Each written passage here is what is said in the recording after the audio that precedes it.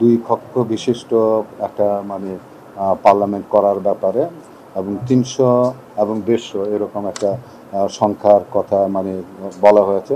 তবে সবাই আমার কাছেও ভালো লেগেছে ওনার এই প্রস্তাবনাটা। বিগত ফ্যাসিস্ট সরকারের আগে কিন্তু একটা সিস্টেম ছিল না ভোটের একটা, যে আমার কাউকে পছন্দ হলো না, তো সেটার কথা আমি বললাম যে এটাকে রাখা যায় কিনা। কারোর প্রতি অন্যায় হলো, তো তারপরে সে মামলা করলো, মামলা করার পর দেখা গেল যে এই মামলা নিষ্পত্তি হতে হতে টার্মে চলে গেল, তা তাহলে ওই লোকটা তো কোনো বিচার পেল না।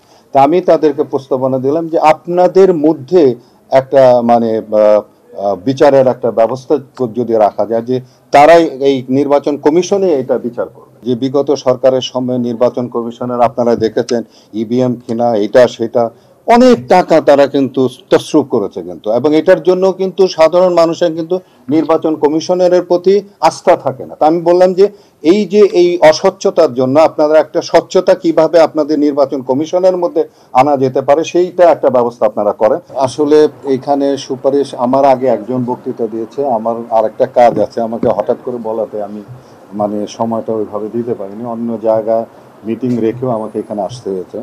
তো যে কারণের জন্য ওই ভদ্রলোক যে সাজেশনটা দিয়েছে যে 2 কক্ষ বিশিষ্ট একটা পার্লামেন্ট করার ব্যাপারে এবং 300 এবং 150 এরকম একটা সংখ্যার কথা বলা হয়েছে। তবে সবাই আমার কাছেও ভালো লেগেছে ওনার এই প্রস্তাবনাটা। সেইটাকে বলা হলো যে উনি যেটা এখানে মুখে বললেন সেটাকে লিখিত আকারে আমাদের কাছে এখানে দেওয়ার জন্য। আর আমার যে প্রস্তাবনা ছিল সেটি হলো যে আপনারা জানেন যে এই বিগত ফ্যাসিস্ট সরকারের আগে কিন্তু একটা সিস্টেম ছিল না ভোটের একটা, যে আমার কাউকে পছন্দ হলো না, তো সেটার কথা আমি বললাম যে এটাকে রাখা যায় কিনা। তো এটা তারা বললো যে হ্যাঁ, এটা একটা ভালো প্রস্তাব, না ভোটের একটা সিস্টেম থাকবে। আরেকটি কথা যেটি বলেছে যে এখানে মনে করেন যে কেউ কারোর প্রতি অন্যায় হলো, তো তারপরে সে মামলা করলো, মামলা করার পর দেখা গেল যে এই মামলা নিষ্পত্তি হতে হতে টার্মে চলে গেল, তা তাহলে ওই লোকটা তো কোনো বিচার পেল না।